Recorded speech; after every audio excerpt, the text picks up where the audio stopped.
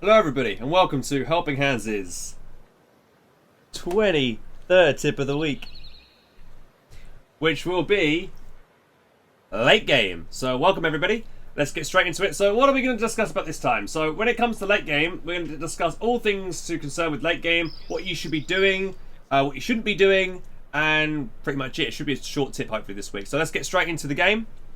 Okay, so here we are on a map on Crossing in the Woods, and we've got, I've given myself some extra abilities here in this commander loadout, and we've got a lot of extra resources for demonstration purposes. But in a late game, you'll tend to find if you're max population cap, you will be floating resources. It will happen if you're playing well. So what do you do with those extra resources? The number one thing that you first should do is build caches. So if we look on the map, like so, this point, and this point, and also this point where these pioneers are currently at, over here. These are all good points to build caches. Remember, you can't build caches on the actual fuel points and missions points themselves, but you can build them on just standard territory points. Now, you always want to build your first caches right outside your base. Why is this? Because they're the ones that you're going to be able to defend easiest. Don't ever put try and build a forward cache like on this part of the map or over here, you know, where the enemy base is, because it's just going to get blown up, right? So I would highly recommend, you know, like first couple of points is this one here and this one here. Especially this one here. This one's very easy to defend because it's, you know, it's got this big, you know, tree, all these trees and stuff blocking it. The enemy's not going to have an easy line of sight to be able to take it out. They have to go a long way around over here to try and attack it. So this is this point here, and if you're playing in the north, this point here as well would be a great place to put cache down first. So, and then when it comes to building caches, which one do you build? Fuel or munitions? Well, that depends on your current income. So if you've played very well and you've gotten yourself armor out and you've not lost many tanks, so you know you got quite a few tanks, then maybe it might be best to go for munitions, because you can always be using like Stuka bombing strike, for instance, you know, off-map artillery abilities, lobbing, always placing mines, upgrading units, that kind of thing. You know, you always want to be spending that munitions. However, if you're playing a 2v2, you might want to ask a teammate, like, you know, what would you need? So, you know, type in chat, what do you need? Fuel or ammo? You can type that in chat. What do you need, fuel or ammo? And he'll probably respond with whatever he needs, and then just build what, you know, either you know, A for ammunitions or S for fuel. So I'm going to build a ammunitions point like so. So now, as you can see here, I've got 10 more munitions income compared to a standard point. Now if I was to come over here and build a fuel point, it will double the fuel point to 6. So now I'm going to increase my resources. The next thing that you'd want to do is probably build bunkers if you're pop capped. And that's, I would only really though build bunkers if you know your opponent doesn't have an easy way of getting rid of them immediately. So probably put one down, like maybe at the far flung corner of a map, so your opponent has to get a tank or whatever to go that side of the map and take it out. So it's going to be a bit of a chore for them. Don't put them somewhere they can easily be destroyed, or if your opponent has the necessary equipment, like I just said, to do damage. But for instance, on this map, I would probably put, you know, if it's a very late game and you're doing really well and you've got like so much manpower, like I'm saying like at least 1,000 manpower, and you can't spend it on anything else, and you've already got caches down everywhere, then build a machine gun bunker over the VP. Because these are the points that you want to be able to hold to finalise and win the game, and your opponent won't be able to cap a point if you suppress and then pinned, right? Because pinned squads can't cap. So you want to be putting machine gun bunkers down, or even, better yet, somewhere around about here would be a great place to put down a med bunker and also a reinforcement bunker. And you probably don't want to build them right next to each other, because then obviously one artillery piece will drop down and kill both of them. So you might want to spread them out slightly, so like over here. So this one would be like your medics, and then this one over here would be your reinforcement. Okay, so then you've got, you know, you kind of got like a forward, you know, forward HQ kind of on the map really, but you won't be able to retreat to it. But it's still a really good way of being able to stay on the map presence, and then that's a good way of utilising your resources if you're floating a lot of them. Okay. So machine gun bunkers covering VPs and vital points, you know, even fuel points or something like that, or maybe a machine gun bunker like over here to covering this flank, so your enemy can't easily flank rounds. And then what you could also do is put down a telemine as well. So let's say we had a pioneer over here quickly. Put down a machine gun bunker. Placing it, you got to be careful. You don't want to place it too far close like that. because the squad might be able to flank around it without getting suppressed. You want to put it a little bit further back like this, right? Like so, and then upgrade a machine gun bunker, and then put an anti-tank mine, like a telemine, down over here or over here. So if he does to try, he gets hit. So what happens is he comes round with an infantry squad. He gets hit by a machine gun, so the squad's forced back. So he knows, right, I need a tank to get rid of that. He comes round with a tank to try and take it out, and boom, he hits a telemine. So that would be a nice little idea to have, to try and defend your flank, especially like for instance on this map, as indicated here, we own half this side of the map, and let's say the enemy owns the other half. And as long as we own half and the 2 VPs, we'll be in contention for winning. But if you want to make sure your flanks are covered, do something like this: a machine gun bunker with a couple of mines down that as well. And also, don't make sure that the mines are covered by the machine gun itself as well. Why? Because if sweepers, an engineer squad might come up and sweep those mines, and they won't be able to do it if there's a machine gun there. So, though this will not stop a good player, though. A good player would bring up a rear echelon squad, for instance, with sweepers. They'll spot the mines, they'll get the tank back here to shoot the mines down, and then the tank will come in and finish off the bunker. That's what a good player would do. However, what the general principle of this is just to stall your opponent, right? If as soon as you realise he's found the tellers and he's going to start destroying them, that's your cue to then maybe get some units over here to try and stop this imminent flank. Okay, so it's basically just stalling your opponent. This really, and against worse players, they're gonna hit these tellers and waste squads on the machine gun bunker, right? Another thing you can do if you're floating resources is drop your allies' supply stuffs. For instance, I've got a couple of abilities here, so I could drop medical supplies in my base, or I could do supply. I could spend 200 manpower to focus down, giving myself more fuel if I needed it. So I can spend my excess manpower and bring it into fuel if I lack it. So and then I can go pick this up with a squad. So I'm just going to bring a squad over here and just show you guys how much you get. So this supply drop will last a while. So each time I get 10 fuel. And over here we've got the medical crates, so if your mate lacks, for instance, healing or something, he can benefit from that, or if you lack healing, you can benefit from that. I also want to talk about throwaway units as well, guys. So let's say you're pop capped, but you've got you got useless squads, you got a machine gun that's not got, you stole a machine gun, but it's not doing anything because you've already got a couple of machine guns on the field, so you don't really need any more. You've got a Strooper squad that are Vet 3, but they're not cutting it against Vet 3 guards or Vet 3 rifles anymore. So don't feel bad if you've got the resources to replace them with better squads like Panzer Grenadiers. Then definitely do it. I would say as a general principle, it's not a good idea to lose squads. But if you've got a lot of resources, you want to use your population cap the best you can, right? So get rid of these crappy Ostroupen squads and then replace them with something like Panzer Grenadiers that will do a lot better in late game. Though I would always recommend at least probably keeping at least one Ostroupen squad alive because. Panzer Grenadiers obviously can't Faust. Ostroupen can. And Ostroupen, as we talked about in previous tips, are very good at reinforcing fast and picking up weapons and stuff. So always keep at least one around for because it's quite handy. But don't go into the late game 50 minutes in and have 5 Ostroupen squads. You wanna be replacing them with Panzer Grenadiers eventually, something more versatile. And really, at the end of the day, what you want. Kind of the perfect combination of units is, in pure late game, is a very few infantry units and mostly tanks, if you can afford it with PopCap. Because tanks, at the end of the day, don't cost any manpower to repair, whereas infantry do, for reinforcing. So please bear that in mind. It's always good to try and spend, get all your PopCap invested in tanks and armor. However, that's as long as you can repair it. If you get a lot of tanks out, for instance. Lots of Panzer IVs and stuff, but you've only got one Pioneer on the field. Most of your tanks might be sitting idle waiting for repairs, and then they're just going to be useless, right? So make sure you've got enough repairs to hand. If you're playing a team game, make sure you got your mate knows this, and he's got his mechanized up there. He's upgraded it with the repair guys. He's maybe got double stern Pioneers. You probably should have double Pioneers as well. Make sure your Pioneers are Veterancy 2 as well if you can help it, and it's very important to try and keep Pioneers alive to get the Veterancy 2 because they can repair faster. So make sure that of those things. And now I'll talk about other structures you can build in late game, which will be very valuable for you and your teammates. So here we have 4 repair bunkers, as I will now make them. Here we go. Here come the repair bunkers. So this is a great way to just be useful in late game as well with spending those extra resources because these bunkers do not require any population cap. And if you get these built behind near your base. It will be a good way to quickly repair any vehicles that get caught up in fighting. And you know, it's just anything to speed back the time of units that are, you know, that could be killing, because you always want your vehicles to be attacking and killing stuff, right? And you know, any moment they're not doing that, they're being wasted. So definitely try and you know, by doing this, by having these repair bunkers out, you speed up the repair time, so you get them back in the action faster and killing stuff quicker.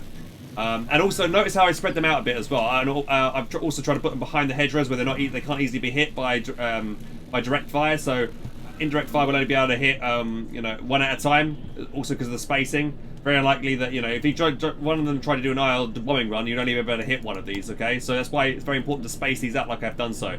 And also, if you put the vehicles in this, like in the middle of them, they'll all get repaired by each one of them. So make sure you've got no spacing like I've done here.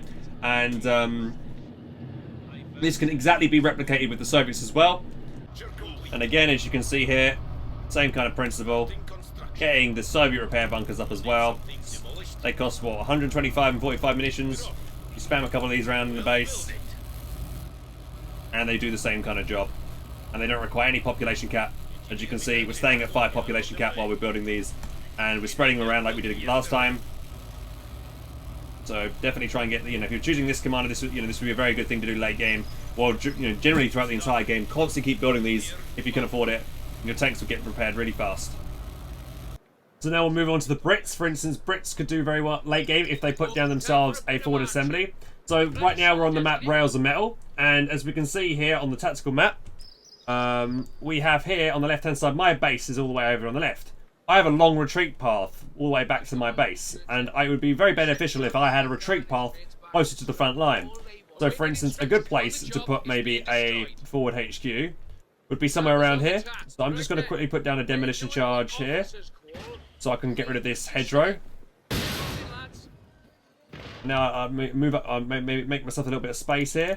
If I get rid of this here as well, it's a very good ability. The sappers have this to destroy a little bit of light cover and stuff, so I can put down like a forward assembly. So if I put it behind this house, it would not be a bad spot. There we go. And I put it behind this house because it acts as a shot blocker. There's only one window here, so it's not going to be that much of a threat if an enemy does get into this house. I can also use this house as well. I could jump in the squad and give myself vision. So if I turn the fog of war off, so if I could jump in this house, I get a lot of vision around this area, so I can keep this, you know, I'll go a nice early warning system if the enemy does try to attack me. This is also in a nice, very central spot. It's right next to the VP over here on the right, or fuel here. And now I can upgrade it once I've got my base upgraded, so we can quickly upgrade my base. Like so. Now it's on my base upgraded. I can upgrade it as a forward retreat point. There we go. So I've upgraded it for 200 manpower, then I press Z. Message received and understood. And now it'll act as a forward retreat point. So now if I was to press retreat. In good order, you fucking idiots. There you go. Right next to the point. And yeah, this is very good, and this will help your team out as well. So if your teammate would be here on the right hand side, they would be able to benefit from reinforcing here. Also, when you upgrade your weapons for the base, you'll be able to use the weapon upgrades here as well. So I can pick up weapons from my squad, so I wouldn't have to retreat back to base like Americans would, you know, will have to if they ever upgrade squads. We'll go on to them next. So yeah, you can benefit from that.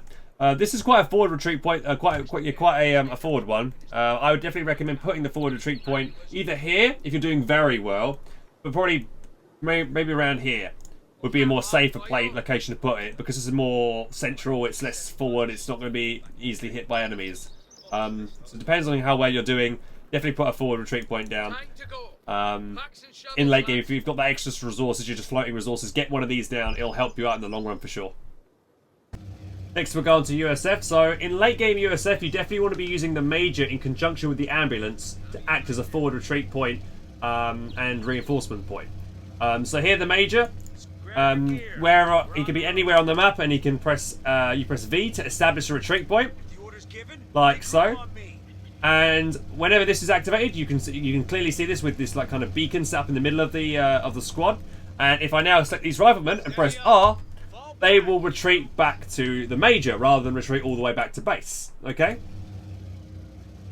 Like so. Now, also having the ambulance next spot nearby, and if I had it press Z, it's now activated. However, the good point to note about the ambulance, it can only reinforce, while in friendly territory. Okay, so as you can see here, I can reinforce. when the squad is inside the territory. Now, if I was to neutralise this territory point, now the enemy owns this point, I can no longer reinforce on this ambulance because it's an enemy territory, right? If I was to get rid of some of the health of the squad, so selection, health, percentage, minus their health, for instance, like this, the ambulance still will heal, even if it's out of the territory, but you will not be able to reinforce. So that's another good point there. The major, if you decide to cancel the retreat point, there is a cooldown of exactly 2 minutes, which is big.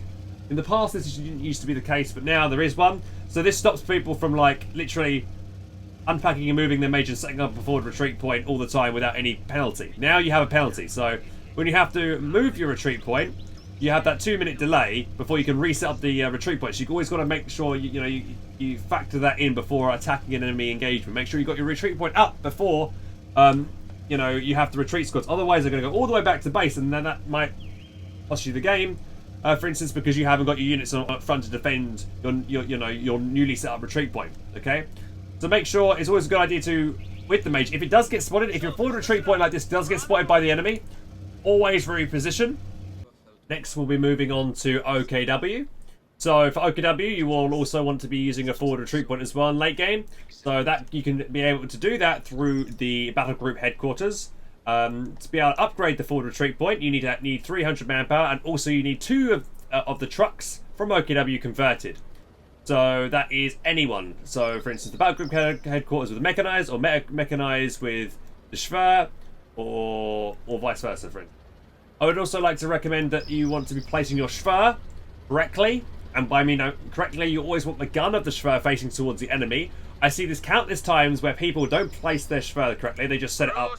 So when you want to set up a Schwer, you can see where the gun is going to be facing, right? So here you can see the turret is pointing towards the fuel point. So if I want to face it towards where the enemy is going to come from, which is this direction, I want to be clicking it once, and then with left mouse button, then I'm going to drag with my mouse to face the way I want, right? So I can face it any way I want. So I want to make sure that the ring, the firing range of this thing can cover the entirety of the VP as well. So I'm going to place it about here.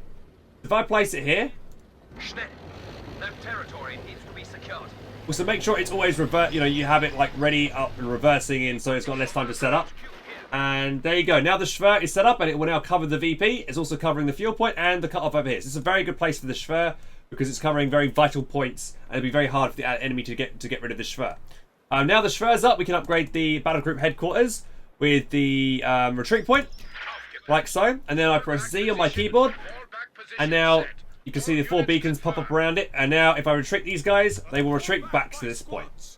And again, your allies can also reinforce from this point, and also you can upgrade medics from this thing, which you want to do kind of early because you can get this straight away before before you need to get 2 trucks down.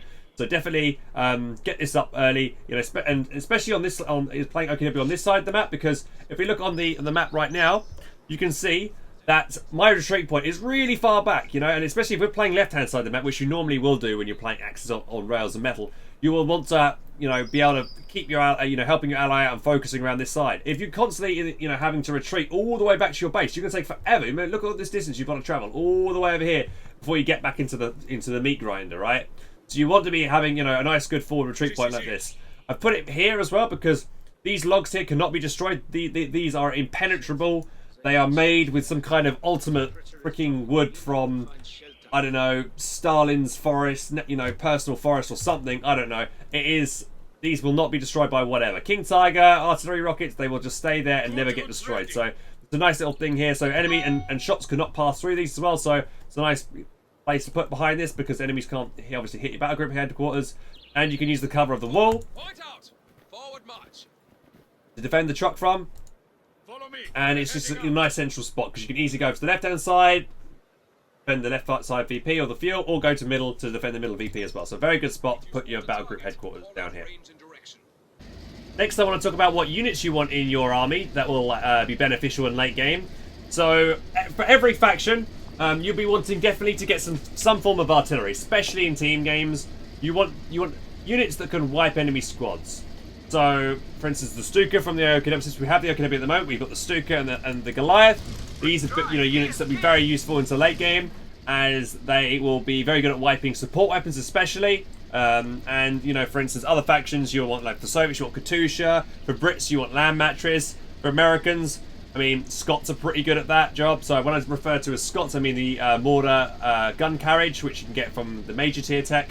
Ostia, you want the Brumbar, or you want the Panzerwerfer. All those types of things, you know, will be very useful to use to help you wipe squads. Because that's the aim of the game, right, is to end up wiping squads. You want to use indirect fire, things like that can help you turn the tide of battle. Rather than spamming things just like constantly spamming infantry, you want to be investing in artillery and stuff, things that can wipe. Apart from artillery units that would be useful, I would also recommend trying to keep your light vehicles alive until late game, because they have some very beneficial things once they get veterancy. For instance, the 222, once it gets veterancy, it has a really good sight range. The T70 as well. Once it's got veterancy and it pops on the recon mode on it, it can see quite far. It's very useful. And basically, what recon means, it means that you can see your opponent's positioning of their support weapons and that kind of thing, which then gives you your allies or yourself a target for your artillery, which will then end up you wiping that unit and then you thus winning the game. So do not discount you know, those light vehicles and trying to keep them in live to late game, because they'll be very beneficial.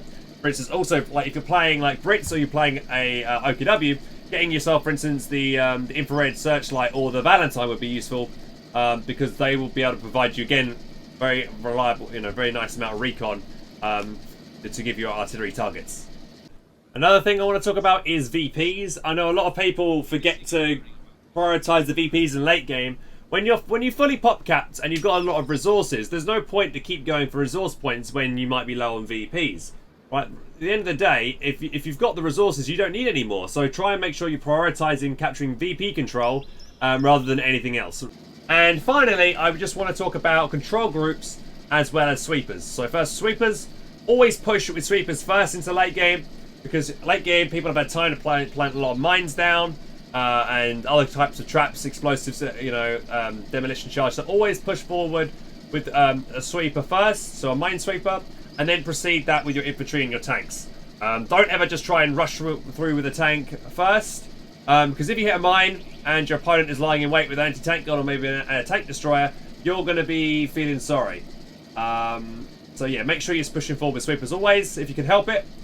Also, bear in mind, keep track of your opponent's engineer movement or their pioneer movement, because if you've not seen them at all on the left-hand side of the map, for instance, it's very unlikely there'll be mines planted on that side of the map. So with that in mind, you might want to risk it. For instance, if you want to try and rush down, for instance, a Puma around the back of the map to see if you can take out a Katusha or something like that. And that's another point, actually, I've just thought about, is, yeah, taking out artillery. Very important late game to try and sacrifice, for instance, a Puma or a Cromwell or something really fast, or an AC, to go around the back of the enemy and try and take out those valuable artillery pieces. Not enough people do this. Hardly anyone does it, to be honest. But it's so important to do this because most games is it comes down to artillery winning the fight. And if the opponent doesn't have artillery, then you'll be winning and your squads aren't going to be getting wiped from indirect fire. And also, lastly, control groups. I personally don't use control groups, but maybe you do. Control group, your most valuable units, for instance, Control 1, Control 2, and Control 3. At minimum, I would imagine. For instance, right here we have a Vet 5 Panzer 2. So this is a very valuable unit. You don't want to lose this, so you might want to Control 1 that. So you just press 1 on your keyboard, and you won't. It'll be easy to keep track of. I personally don't use control groups because I find it's just easy just to click the portrait on the top right hand side. If I want to select any unit, so that's another way. To play the game if you just want to select the stuff, or you can control group. It depends on your playstyle. So yeah, guys, that's it. Thank you so much for watching another tip of the week. Sorry this one's a little bit late. I don't know what I'll do for the next tip of the week. I think I've run out of ideas. But so if you guys have any ideas, please post them in the comment section below, and I will consider them. And yeah, if we haven't done anything that I think would be, that you guys come up with, I think that would be great for addition for the tip of the week, I'll add it. But yeah, hope you guys enjoyed the tip, and I'll see you on the stream. Thank you so much for watching. Bye bye.